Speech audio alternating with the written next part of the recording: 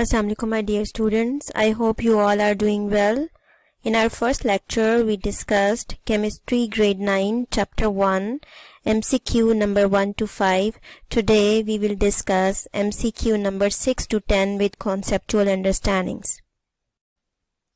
MCQ number 6 है what is the mass of 4 moles of hydrogen gas. Important चीज़ ये है कि आपको ये पता होना चाहिए क्वेश्चन के अंदर पूछा क्या जा रहा है और गिवन क्या है.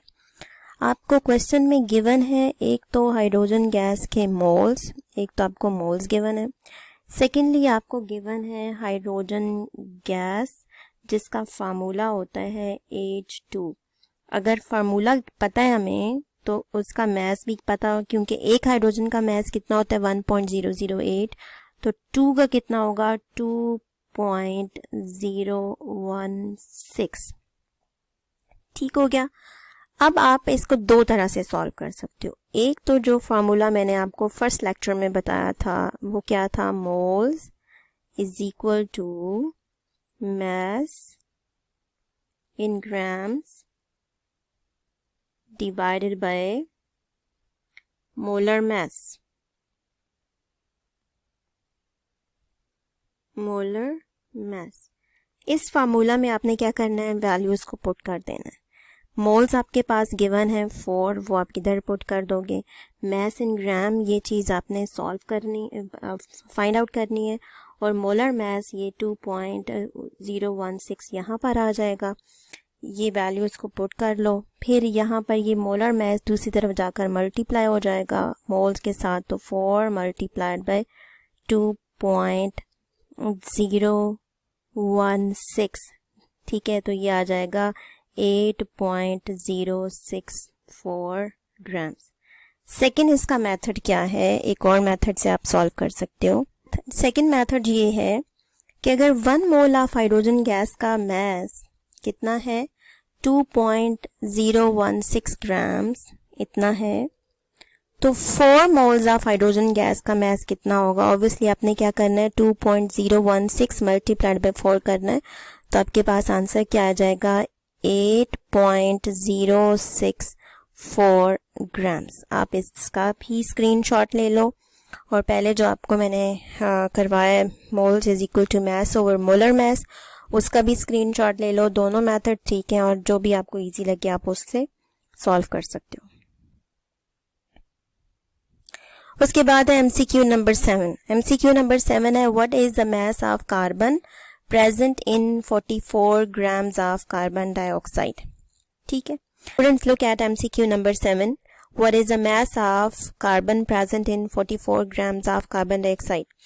Again आपने यहाँ पर देखना है कि what is given provided आपके पास है 44 grams of carbon dioxide. Okay, find out क्या करना है, mass of carbon find out करना है, right? तो कार्बन का मैस आपने फाइंड आउट करने के लिए 44 ग्राम्स ऑफ कार्बन डाइऑक्साइड की हेल्प लेनी है. कैसे? Look at formula of carbon dioxide CO2. इसमें कार्बन कितने ग्राम्स है 12 ग्राम्स प्लस ऑक्सीजन कितने ग्राम्स है 32 ग्राम्स. इसका मतलब ये हुआ कि जो कार्बन डाइऑक्साइड हमारे पास 1 मोल है जिसका mass 12 grams of carbon plus 32 grams of oxygen, ये किसकी इक्वल हो गया 44 gram. 44 grams of carbon dioxide या 1 मोल ऑफ कार्बन डाइऑक्साइड को अगर हम देखें तो इसमें कार्बन का मैस कितना है, ये गिवन है 12 ग्राम्स, राइट. तो आप देखोगे कि 12 ग्राम कहाँ पर है, option A, B, C, D में से, तो ऑप्शन A के अंदर है. It means option A is the correct option. इसकी मैंने आपके लिए एक्सप्लेनेशन लिखी हुई है जो आपने नोट डाउन करनी है. देखो, कार्बन का मैस 12 ग्राम है, ऑक्सीजन का मैस 32 ग्राम्स है. दोनों को ऐड करेंगे तो क्या आएगा 44 ग्राम्स, और ये किसकी इक्वल है 1 मोल की इक्वल है. इसका मतलब है कि 44 grams of carbon dioxide contains carbon 12 grams, right. इसका आप स्क्रीनशॉट ले सकते हैं. Now MCQ number 8. Electronic configuration of an element is 1s2 2s2. An atom of this element will form an ion that will have. आपने इसमें ये बताना है कि एलिमेंट है जिसके इलेक्ट्रॉनिक कॉन्फ़िगरेशन 1s2 2s2 है.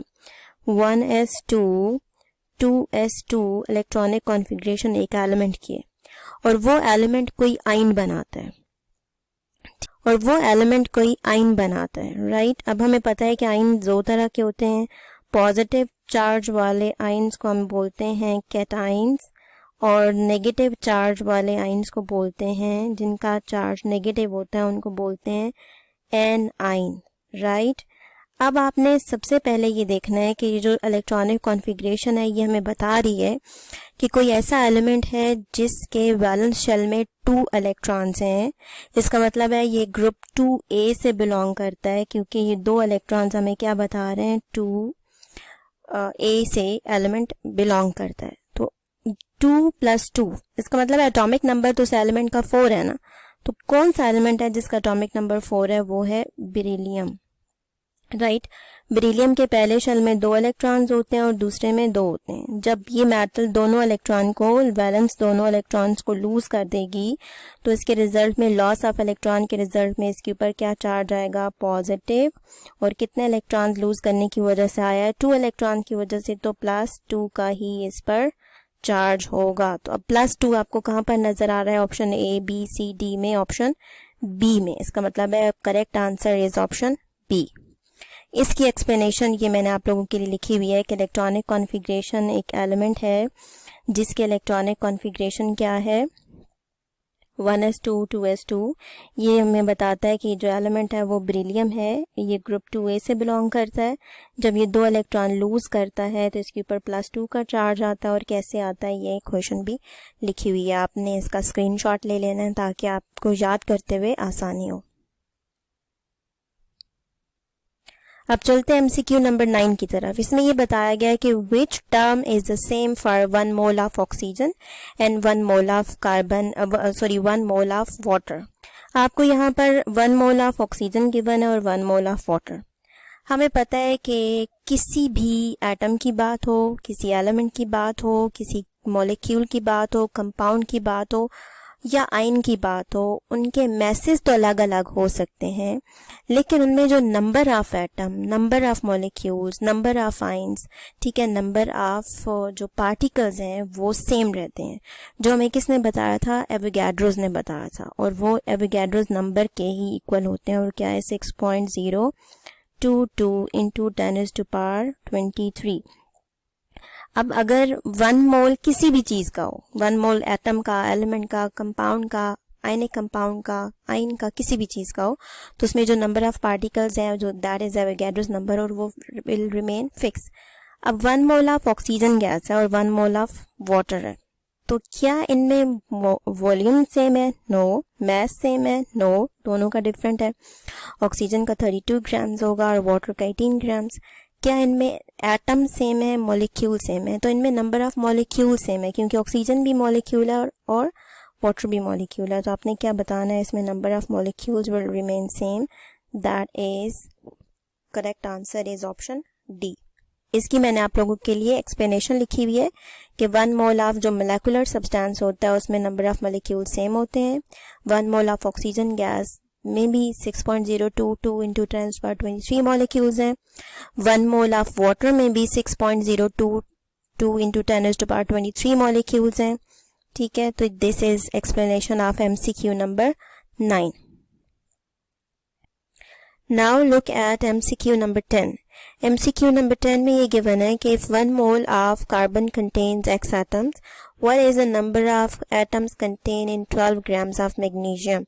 Again, what is given? Given आपके पास है 1 mole of carbon, ठीक है, 12 ग्राम of carbon is equal to 1 mole, और इसमें जो एटम्स हैं वो कितने हैं, X atoms are there। हमारे पास पीरियोडिक टेबल में जितने भी एलिमेंट हैं उनका अगर हम 1 मोल देखें तो उनमें नंबर ऑफ एटम्स फिक्स्ड होते हैं, राइट। अगर 1 मोल कार्बन में X एटम्स हैं तो ऑब्वियसली अगर मैग्नीशियम का 1 मोल होता, ठीक है, मैग्नीशियम का 1 मोल का क्या मतलब है, अगर 24 ग्राम्स मैग्नीशियम हो तो दैट इज इक्वल टू 1 मोल, और उसमें भी कितने एटम्स होते, X। लेकिन यहाँ पर तो क्या गिवन है, मैग्नीशियम का 12 ग्राम। 12 ग्राम मैग्नीशियम के कितने, ये कितने मोल्स की इक्वल है, 5 मोल्स, राइट, 0.5 मोल की इक्वल है। x इंटू 0.5 ये इसके क्या हो जाएंगे नंबर ऑफ एटम्स या 0.5x हो जाएगा। अब आपने देखना है कि x इंटू 0.5 या 0.5 multiplied by x is the same thing किस ऑप्शन में गिवन है, A में नहीं है B में, इट मीन्स कि B is the right option. Okay students, thank you. This was all about chapter 1 और उसके एमसीक्यूज की कॉन्सेप्चुअल अंडरस्टैंडिंग हमने ली। नेक्स्ट लेक्चर में मैं आपको चैप्टर 2 ग्रेड 9 केमिस्ट्री स्टार्ट करवाऊंगी and once we will done with chemistry grade 9 chapter wise then we will start grade 10 chapter wise. इसके साथ ही मैं एक और वीडियो अपलोड करूंगी जो होगी फेडरल बोर्ड ने कुछ अपडेट्स दिए हैं कि आपने किस तरह एमसीक्यूज सॉल्व करने हैं, उसके अकॉर्डिंगली मैं एक डिटेल वीडियो आप लोगों के लिए अपलोड करूंगी। Thank you so much. Okay, अल्लाह हाफिज़।